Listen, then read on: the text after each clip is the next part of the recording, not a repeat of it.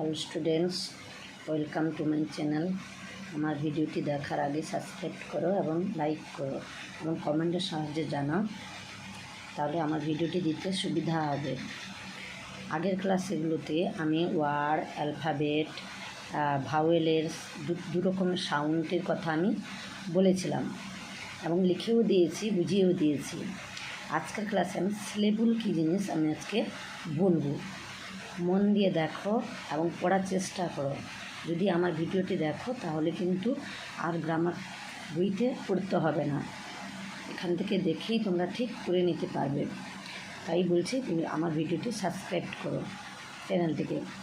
Syllable কাকে বলে বা হোয়াট ইজ সিলেবল, সিলেবলটা কী, কাকে বলবো না? একটি ওয়ার্ড বা শব্দের যতটুকু অংশ একবারেই উচ্চারণ করা যায় সেই অংশকে অ্যাডজেক্টিভ সিলেবল বা শব্দাংশ বলে। একটি ওয়ার্ড বা শব্দের যতটুকু অংশ একবারেই উচ্চারণ করা যায় সেই অংশকে অ্যাডজেক্টিভ সিলেবল বা শব্দাংশ বলে।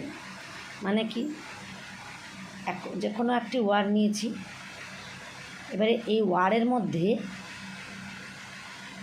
যতটুকু অংশ একবারে উচ্চারণ করেছি। একটা এক্সাম্পল দিলে তোমরা বুঝতে পারবে।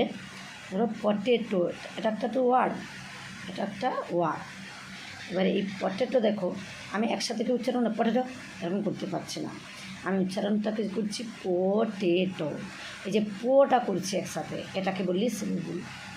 টে যে করছি সেটাকে বলে সিলেবল।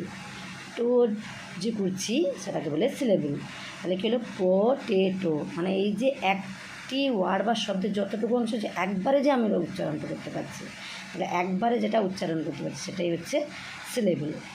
তাহলে বোঝা গেল, একটা ওয়ার্ড আমরা নিতে পারি কিন্তু সেটা একটা ওয়ার্ডকে আমরা সিলেবল বলবো না। ওয়ার্ডের যতটুকু অংশটা আমরা উচ্চারণটা করতে পারছি সেটাকে আমরা সিলেবল বলবো। ধরো বেনানা, বেনানা, তাহলে একসাথে গিয়ে আমরা উচ্চারণ করতে পারছি না। তাহলে আমি বে প্রথমে, না তারপরে না, এই যে বেনানা, এই বেনানা যে তিনটা সিলেবল আছে এটাতে, তাহলে আমি যেটাকে একসাথে উচ্চারণ করছি সেটাই হচ্ছে সিলেবল। বেটা একেবারেই উচ্চারণ করছি বে, সেটাই হচ্ছে সিলেবল। এবারে আমাদের মূল পয়েন্টে আসবো, সিলেবল কয় প্রকার ও কী কী। সিলেবল কয় প্রকার ও কী কী। সিলেবল মূলত সিলেবলকে আমরা বাংলা কি বলি, বাংলা মিনিং কি? শব্দাংশ। তাহলে এই সিলেবল বা শব্দাংশ আমাদের কয় প্রকার? 4 প্রকার। কি কি? Monosyllable, disyllable, trisyllable, polysyllable. Monosyllable, disyllable, trisyllable, polysyllable. পরের ক্লাসে এগুলো আমি কী করে হলো, মনোসিলেবল কী, ডাইসিলেবল কী, ট্রাইসিলেবল, পলিসিলেবল, এগুলো সব আলোচনা করব। তাহলে এবারে আমার যেটা মূল পড়াটা সেটা হচ্ছে কি সিলেবলটা। তাহলে সিলেবল বোঝা গেল, একটি ওয়ার্ডের যতটুকু আমরা অংশটা একবারেই উচ্চারণ করতে পারবো তাকে তার যে এক একটি অংশকে আমরা সিলেবল বলবো। অনেক উদাহরণ আছে।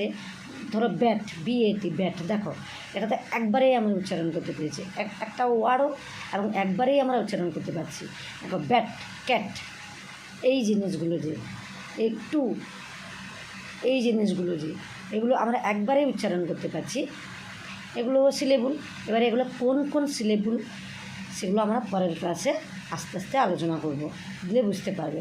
আরও উদাহরণগুলো দিই, যেমন কাউ, তারপরে হচ্ছে টেবল, টেবল, এই যে দুটো আছে, এই যে টেবল, টে যে আমি উচ্চারণটা করলাম এটা একটা সিলেবল, বল যে একটা করলাম সেটা একটা সিলেবল। যেমন আমব্রেলা, আমব্রেলা, আম, এই যে আম যে লিখছি বা বলছি আমি, আমটা একটা সিলেবল, ব্রেকটা একটা সিলেবল, লা একটা, তাহলে আমব্রেলা।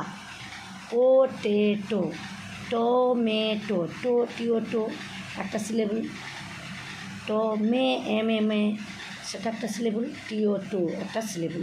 তাহলে আজকে সিলেবল সম্বন্ধে যে জিনিসগুলো বলছি তাহলে নিশ্চয়ই বুঝতে পারছো সিলেবল কী জিনিসটা কী, যেটাকে এক কথায় আমরা উচ্চারণ করছি, যেটাকে একটা বারেই একটা নিঃশ্বাসে আমরা উচ্চারণটা করছি, সেটাকে বলছি সিলেবল। সিলেবলের বাংলা মিনিংস আমি বলে দিয়েছি এখানে, কি শব্দাংশ। তাহলে সিলেবলকে আমরা কয়টি ভাগে ভাগ করলাম? Monosyllable, disyllable, trisyllable, polysyllable.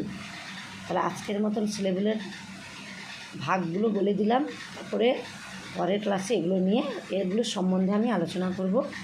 আজকের জন্য ভিডিওটি শেষ করলাম। Thank you.